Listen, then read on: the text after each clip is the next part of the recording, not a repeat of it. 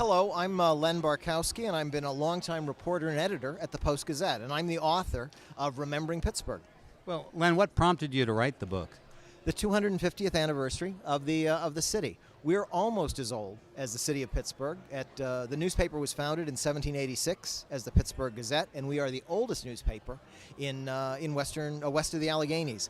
For us, I like saying this. For us, George Washington's inaugural and the Whiskey Rebellion were breaking stories. They were next day news for the Post-Gazette and its predecessors. Now, how long have you been working for the paper? I've been there more than 20 years. I came here during the 200th anniversary of the paper, but again, more than 20 years here, and my time at the PG is less than 10% of its history. We are a very old institution. Now, do you have a favorite story in the book? Like a father, it's hard to pick out your favorite child.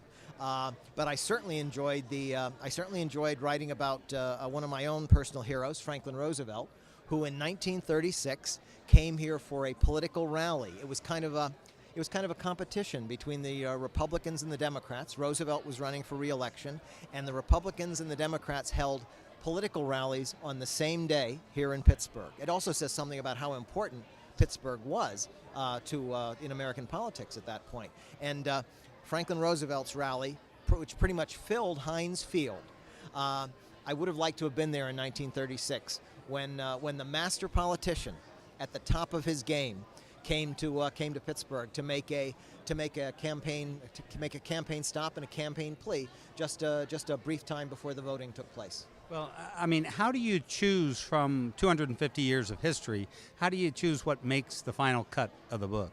It's tough, but I look for people stories. One of the things that I have in this book are a good number of stories about ordinary individuals, individuals doing sometimes very good things, sometimes very bad things. There's a chapter on criminals in southwestern Pennsylvania. They include a bank robber, possibly the first bank robber, who turned out to be easy to catch, but turned out to be impossible to keep in jail.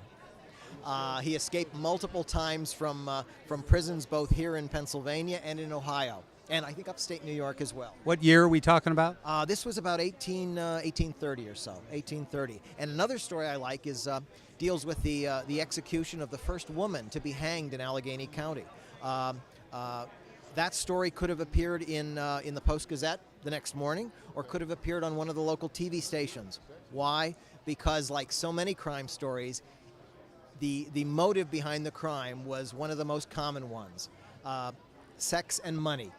They were a couple looking to start housekeeping, is the way the woman described it, and in order to do that, they looked to steal money from her from her aunt and uncle. The result was a horrendous double murder, and the punishment was a double hanging of the woman Charlotte Jones and her lover Henry Fife. Well, I can't wait to read the book. Do you have anything else on the drawing board, anything in the works? We're very excited at the Post-Gazette, as I suspect you are at the History Center, about the 150th anniversary of the Civil War.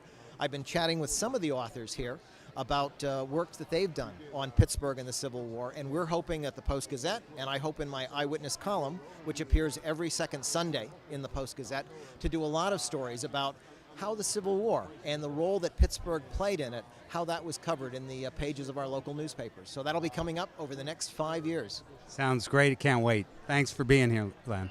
Glad to be here, Andy.